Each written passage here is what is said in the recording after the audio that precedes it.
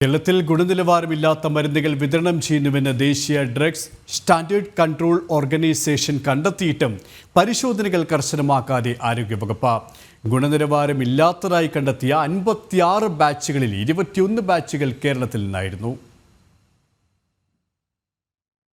സംസ്ഥാനത്ത് വർഷങ്ങളായി നിലനിൽക്കുന്ന പ്രശ്നമാണ് ഗുണനിലവാരമില്ലാത്ത മരുന്നുകൾ വിതരണം ചെയ്യുന്നു എന്നുള്ളത്. മരുന്നുകളുടെ വിതരണത്തിന് മുൻപ് ഗുണനിലവാരം ഉറപ്പുവരുത്തണമെന്ന് ആരോഗ്യ വിദഗ്ധരടക്കം പലതവണ ചൂണ്ടിക്കാട്ടിയിട്ടുണ്ട്. എന്നാൽ അത് കേരളത്തിൽ കൃത്യമായി ഇപ്പോഴും നടക്കുന്നില്ല. ഗുണനിലവാരമില്ലാത്ത മരുന്നുകൾ വിതരണം ചെയ്യുന്നുവെന്ന് ദേശീയ ഡ്രഗ് സ്റ്റാൻഡേർഡ് കൺട്രോൾ ഓർഗനൈസേഷൻ അടുത്തിടെ കണ്ടെത്തിയിട്ടും പരിശോധനകൾ കർശനമാക്കിയിട്ടില്ല. വിവിധ സംസ്ഥാനങ്ങളിലെ പരിശോധനയിൽ ഗുണനിലവാരമില്ലാത്തതായി കണ്ടെത്തിയ 56 ബാച്ചുകളിൽ 21 ബാച്ചുകൾ കേരളത്തിൽ നിന്നായിരുന്നു. ഹൃദ്രോഗ ചികിത്സയ്ക്കുള്ള ക്ലോവിഡ്രോഗിൽ, സെഫിക്സിം, ആന്റിബയോട്ടിക് എന്നിവ ഗുണനിലവാരമില്ലാത്ത മരുന്നുകളിൽ ഉൾപ്പെടുന്നു. കൃത്യമായ പരിശോധന നടത്താത്ത ആന്റിബയോട്ടിക്കുകളുടെ അമിതമായ ഉപയോഗം മൂലം രോഗാണുക്കൾ മരുന്നുകൾക്കെതിരെ പ്രതിരോധശേഷി നേടുന്ന സാഹചര്യം പോലുമുണ്ട്. ചില സ്വകാര്യ കമ്പനികൾ നൽകുന്ന മരുന്നുകളാണ് വ്യാപകമായി ഗുണനിലവാരമില്ലാത്തതായി കണ്ടെത്തിയിട്ടുള്ളത്. മരുന്നുകൾ കഴിച്ച ശേഷം എന്തെങ്കിലും ആരോഗ്യ പ്രശ്നങ്ങൾ ഉണ്ടായാലോ പരാതി ലഭിച്ചാലോ മാത്രമാണ് മരുന്ന് വിതരണം നിർത്തി പരിശോധന നടത്തുന്നത്. പലതവണ ഈ പ്രശ്നം സംസ്ഥാന ആരോഗ്യ വകുപ്പിന്റെ ശ്രദ്ധയിൽപ്പെടുത്തിയിട്ടും കാര്യമായ നടപടികൾ ഉണ്ടായിട്ടില്ല.